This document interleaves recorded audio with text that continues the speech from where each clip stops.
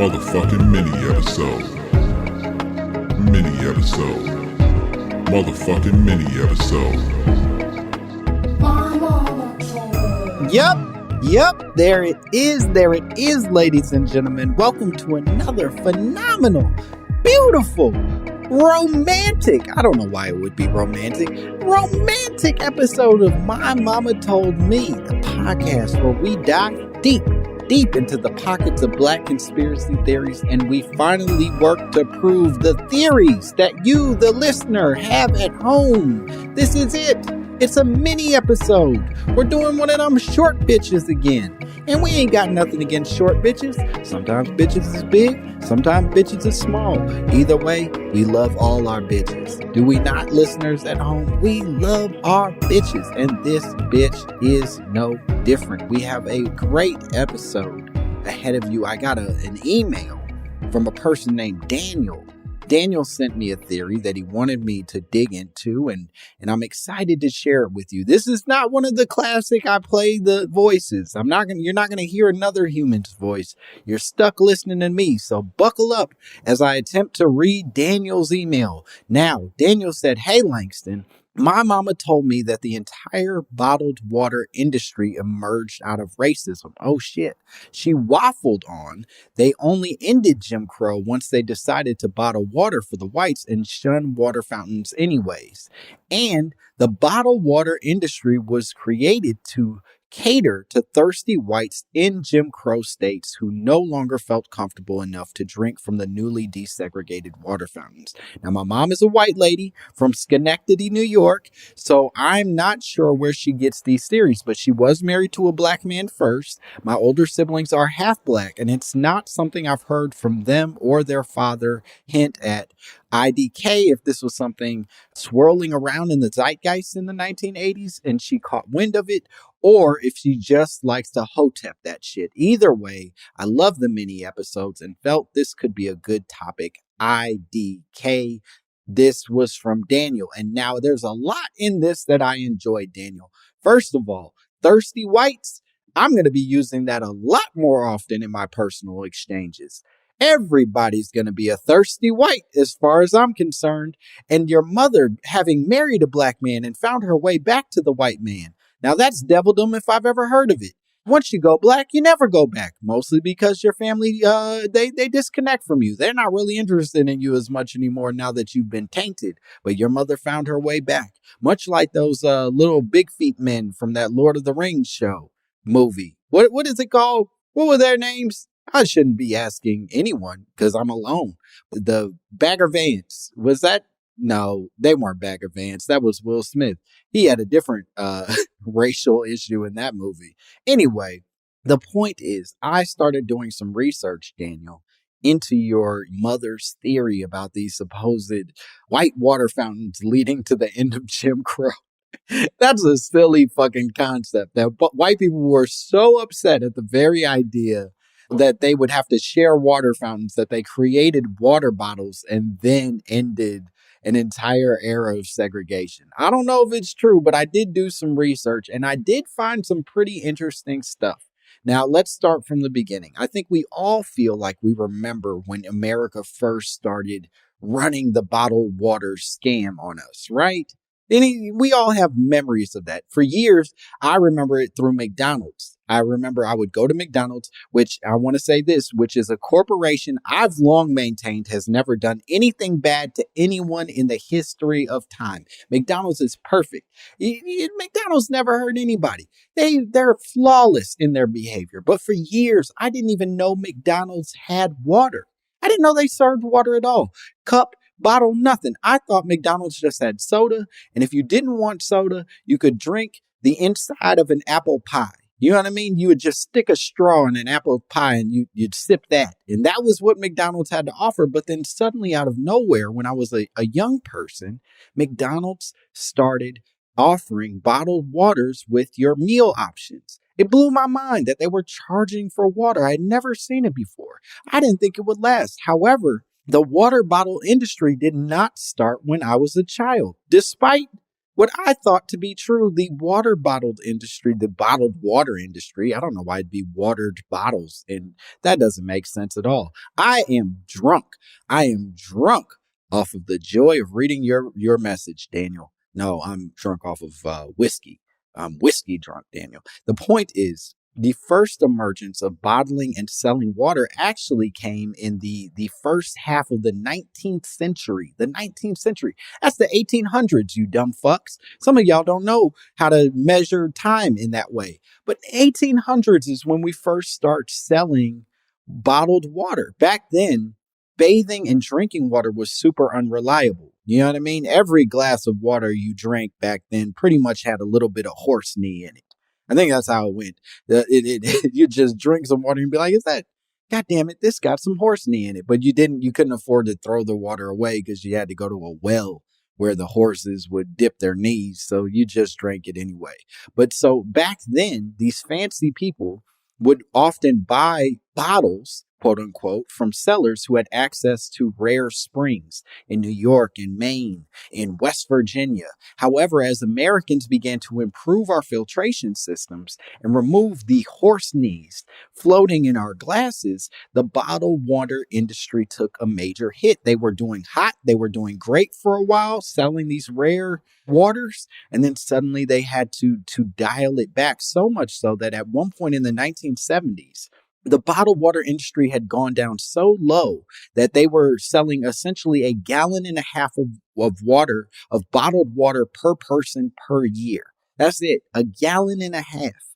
And then out of nowhere, and this is always how it goes, the water industry is dying, at least the bottled water industry is dying. Everybody's just drinking tap water and living easy lives. And then, well, ignoring all the racism and devastation that came out of the wake of the civil rights movement, everything else was easy, super easy. Anyway, the point is, then comes these rich bitches at Perrier. Now, you know Perrier? They're very fancy. They pride themselves on being very fancy water.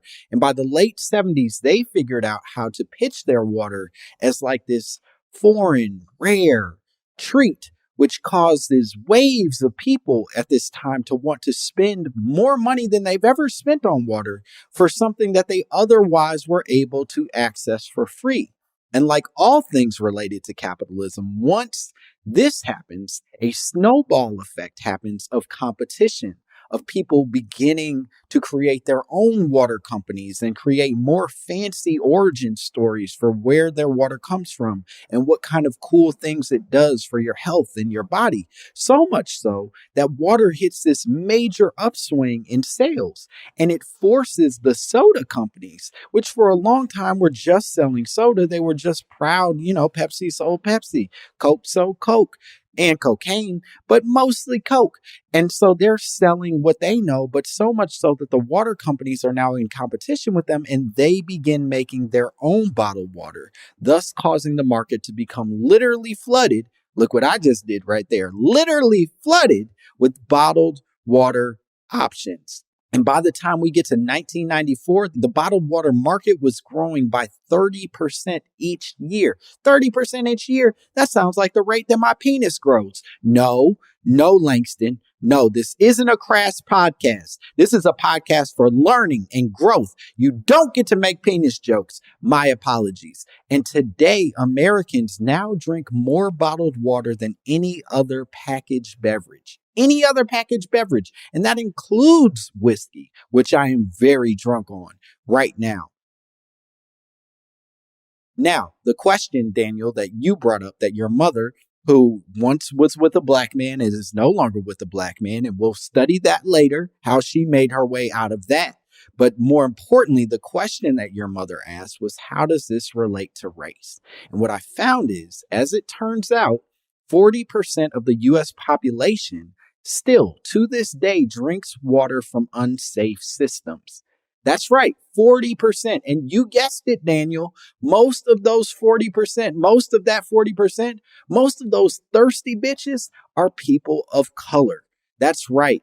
You know, places like Flint and Newark have been struggling for years. The Flint water crisis started in 2014. That means little Miss Flint is my age now. She's 34 years old and she's got massive biceps and a thick beard from all that lead water she's been drinking. A little tail too. She's a giant weird freak because of the poison water that she's been forced to drink since 2014. And that ultimately leads us to the realization that I don't know that white people seeing that they had to share a water fountain was enough to completely reconsider the way that they deal in water forever and always. But I do think that a mix between capitalism and racism has created the water bottle industry. And like most things, water bottles have become a method of creating new walls of access. You know what I'm saying? So if you can't afford water bottles, then you may also not be able to afford clean drinking water. And if you can't afford clean drinking water, then you're probably a nigga. And every week, a group of extremely hydrated white devils are finding new and exciting ways to kill you. And they'll kill you even if it's just from what comes out of your own sink. So Daniel, your mother's theory is a little outrageous. I think she's out of control. I think she may also be whiskey drunk, but I don't think that she's totally incorrect in theorizing the end of Jim Crow, at least in its timing, leads to the ultimate sort of creation of new systems of destruction and separation between rich people and poor people. And unfortunately, the people who are often most affected by poverty and its punishments happen to be people of color, specifically Black people. Daniel, I think this answers your question. I hope it does. I hope you and your white lady mom from Schenectady, New York, feel more certain that I guess you're completely unaffected by this. Schenectady sounds like a nice place, and your mom has, I assume, clean drinking water, so much so that she has a lot of time to speculate about the water bottle industry. But the point is, she sounds like a lovely woman, and I appreciate you sending this, Daniel. I really do, and I hope that in her third husband, she goes Black again. I hope she makes a nice white man sandwich between all of these relationships. And I hope she has another set of babies. I don't know how old she is, but I have to assume very old. And let's get weird, Daniel. Let's let her drink some weird drinking water that's poisonous. And then she can get her period back and have some more kids and they can be mixed. And then you can feel like a total outsider and create a new America. This is what I dream of. And I'm sorry I asked you to imagine your mother having sex again. That's probably not what you wanted, Daniel. Certainly not at the end of this bottled water theory. Anyway, I've rambled far too long. This has been a wonderful episode, I think. I think this is maybe one of our best. I don't know. I stopped gauging a long time ago.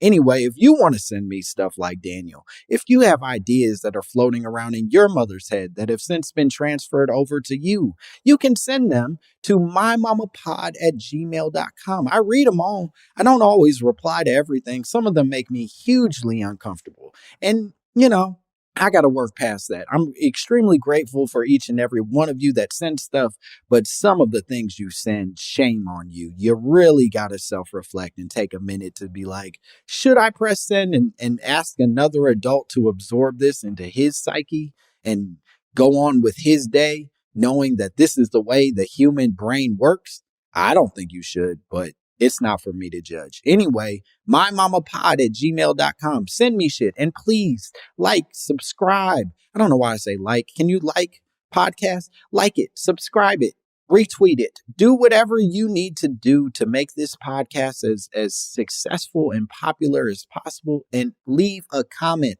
Send nice words on Apple Podcasts so that we can make it to our dream goals. We want to win the big podcast competition, and that's only possible if you send your love. Okay, that's it. Bye, bitches. Motherfucking mini episode. Mini episode. Motherfucking mini episode. Motherfucking mini episode. Mini episode. Motherfucking mini episode.